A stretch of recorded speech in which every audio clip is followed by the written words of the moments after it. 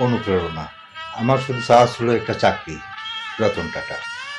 মূল কথা, ভারতের সুরপতি রতন টাটা মারা গেছেন 9 অক্টোবর 2024 সালে। শুধু ব্যবসা জগতে অবদান রাখার জন্যই নয়, দানশীলতার জন্য তার সুনাম ছিল। শিক্ষাজীবন থেকে শুরু করে কীভাবে নিজেকে একটু একটু করে তৈরি করেছেন, 2007 সনে সেই কথাই বলেছিলেন মানি লাইফ নামে একটি ভারতীয় সাময়িকীর কাছে। নিম্নে তা তুলে ধরলাম। সদ্য রতন টাটা বলেছেন, আমার জন্ম মুম্বাইয়ে। হেসে বললেন, তবে কবে কখন মনে পড়ে না। বেড়ে ওঠা টাটা হাউসে। বাড়িটি আমার দাদা শুরু করেছিলেন, তবে শেষটা দাদা দেখে যেতে পারেন নাই। আমার বাবা চেয়েছিলেন আমি যেন প্রকৌশলী হই, তাই যুক্তরাষ্ট্রের কর্নেল ইউনিভার্সিটিতে 2 বছরের প্রকৌশল পড়তে হয়েছে।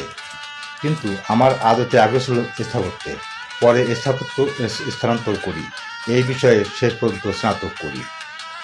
বিশ্ববিদ্যালয় থেকে বের হতে প্রায় 7 বছর সময় লেগে গেলেও কর্নেলের সময়টা দারুণ কেটেছে। একমাত্র অপছন্দ ছিল ঠান্ডা আবহাওয়া।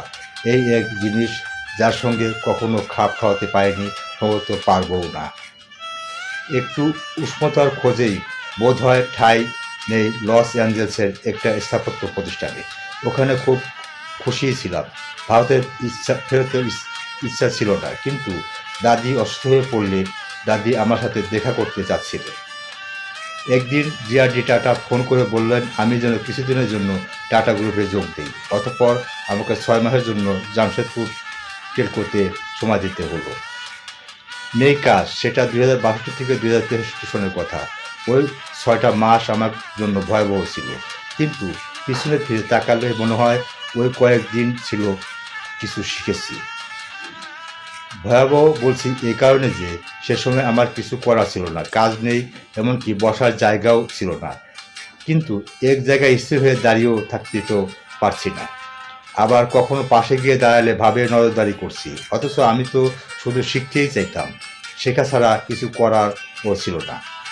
দাঁতে দাঁত চেপে কোনোরকম 6 মাস কাটিয়ে বলে দিলাম টেলকোর সঙ্গে আমি আর নেই।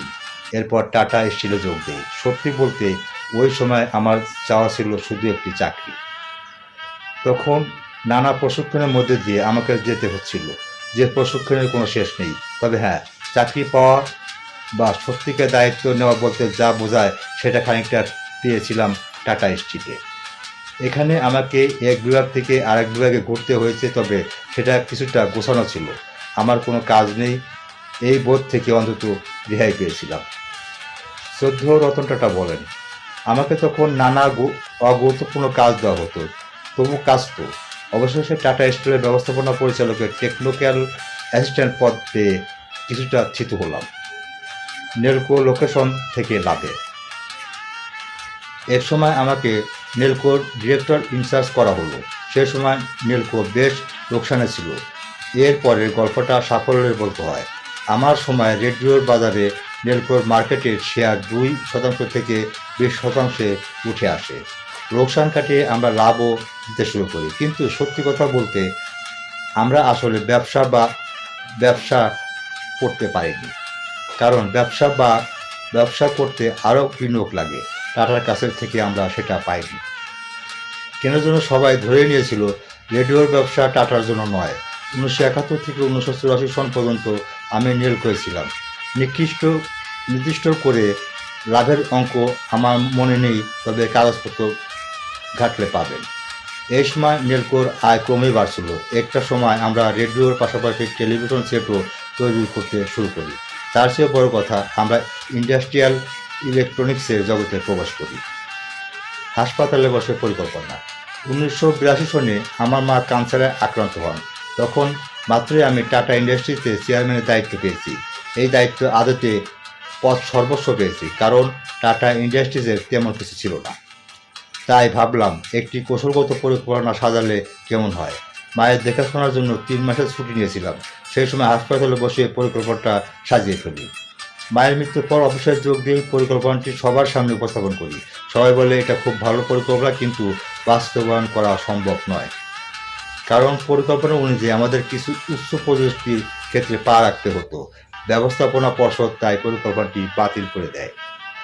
সকলের প্রিয় রতন টাটা বলেন, আমি টাটা ইন্ডাস্ট্রিজের চেয়ারম্যান। টাটা ইন্ডাস্ট্রিজের জন্য আমরা এই উচ্চ প্রযুক্তি নিয়ে কাজ করতে পারি, সেটাই করে দেখালাম। আমরা কাজ করতে শুরু করলাম IBM ও হানিওয়েল ইত্যাদি বড় বড় প্রতিষ্ঠানের সঙ্গে। সে সময় অর্থাৎ 1984 সনের দিকে রাজীব গান্ধী ভারতের প্রধানমন্ত্রী ক্ষমতায় আসে। কে ক্ষমতায় আসবে না আসবে তা নিয়ে আমার ভাবনা ছিল না, কিন্তু দেখে গেল রাজীবের ভাবনা ও অনেকটা আমার মতো। এরপরই সরকারিভাবে কাজের পরিসর আরও বড় হতে শুরু করে। আমাদের পরবর্তী ঐতিহাসিক বিষয় হলো ভারতের টাটা গ্রুপের চেয়ারম্যান রতন টাটার কথা। আমার শুধু চাওয়া ছিল একটা চাকরি রতন টাটা দেখার জন্য আমন্ত্রণ রইল। প্রিয় দর্শক, আমার জ্ঞান সীমিত নগণ্য। ভারতের টাটা গ্রুপের চেয়ারম্যান রতন টাটার কথা আমার শুধু চাওয়া ছিল একটা চাকরি রতন টাটা। বিস্তারিত ইতিহাস ও অন্যান্য বিষয়বস্তু বর্ণনা করা খুবই কষ্টকর বটে। আমি দার্শনিক ইতিহাস নই, আমি রতন টাটার কথা আমার শুধু চাওয়া ছিল একটা চাকরি রতন টাটার বিস্তারিত পাঠ করে যতটুকু বুঝতে পেরেছি তা থেকে কিছু তথ্য আপনাদের সামনে তুলে ধরার চেষ্টা করেছি। কাউকে ছোট অথবা বড় করে দেখা আমার উদ্দেশ্য নয়, দেশ সেবা থেকে তথ্য যদি মানব কল্যাণে কিঞ্চিত উপকার আসে সেই প্রত্যাশায়। আমার লেখাতে যদি আমি তথ্যগত কোনো ভুল করে থাকি তবে নিজ গুণ ক্ষমা করবেন। ভুলকে ধরে দিলে আমি অবশ্যই শুধরে নেওয়ার চেষ্টা করবো ইনশাআল্লাহ। ধন্যবাদ ও কৃতজ্ঞতা জানাই মানি লাইফ নামে একটি ভারতীয় সাময়িকীর কাছে। সবার কাছে দোয়া ও ক্ষমা প্রার্থনা করছি। আজ বিদায় নিচ্ছি। দেখা হবে নতুন অনুষ্ঠান ও তথ্য নিয়ে। ততক্ষণ ভালো থাকুন, সুস্থ ও নিরাপদে থাকুন। আইএস টিভির সঙ্গেই থাকুন এবং বন্ধুদের দেখার সুযোগ করে দিতে অবশ্যই লাইক, কমেন্ট এবং শেয়ার করুন। আল্লাহ হাফেজ।